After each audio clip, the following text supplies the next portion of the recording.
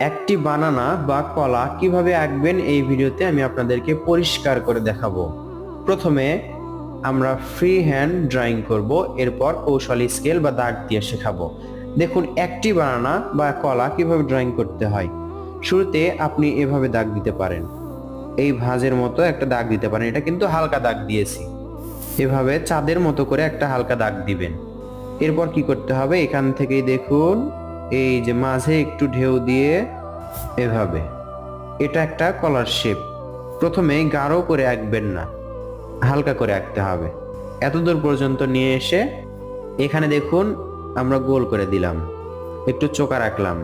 আবার এখানে কি করতে হবে, এখান থেকে উপর দিকে গোল করে উঠতে হবে।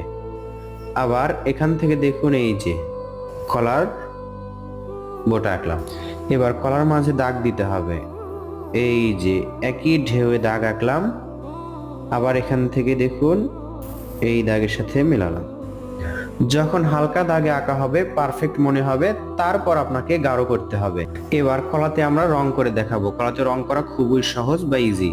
এটা আঁকার পর আমরা কৌশলে শেখাবো। এটা শুধু হাত দিয়ে এঁকেছি, এরপর স্কেল দিয়ে দাগ দিয়ে কৌশলে শিখবো। এবার দেখুন সবুজ রং। সবুজ রং যদি বোটাই করেন, এটা পুরোপুরি গাঢ় সবুজ করার পর নিচের দিকে যখন আসবেন দেখুন চিকন করে বা হালকা করে দিতে হবে। যদি প্যাস্টেল রং হয় আপনি এই হলুদ রঙের সাথে মেলাবেন, তাহলে হালকা হলুদ হবে। দেখুন সুন্দর একটি কলা আঁকা হলো। আরেকটি কলা আঁকবো, একই রকম কলা তবে কৌশলে। যারা এভাবে শুধু হাতে আঁকতে পারবেন না তাদের জন্য এই ভিডিওটি।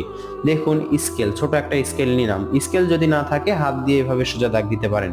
কিরকম দাগ দেখুন, এখান থেকে স্কেলের থেকে কিন্তু একটু বাড়তি দাগ হচ্ছে। আমি এখানে ধরলাম, দেখুন এতটুকু বাড়তি। যখন এভাবে আঁকবেন তখন বাড়তি হয়ে যাবে। এভাবে দাগ দিবেন। এই দাগটা আপনি হাত দিয়েও আঁকতে পারেন। এবার এখান থেকে দেখুন এই পরিমাণ একটা দাগ টানবেন। আশা করছি আমি যেভাবে আঁকবো আপনি সেভাবে আঁকতে পারবেন। এই দাগটা অন্তত সবাই দিতে পারবে। এবার কি করতে হবে, এখান থেকে দেখুন কিছুটা ভাঁজ ভাঁজ করে এখানে নিয়ে আসতে হবে।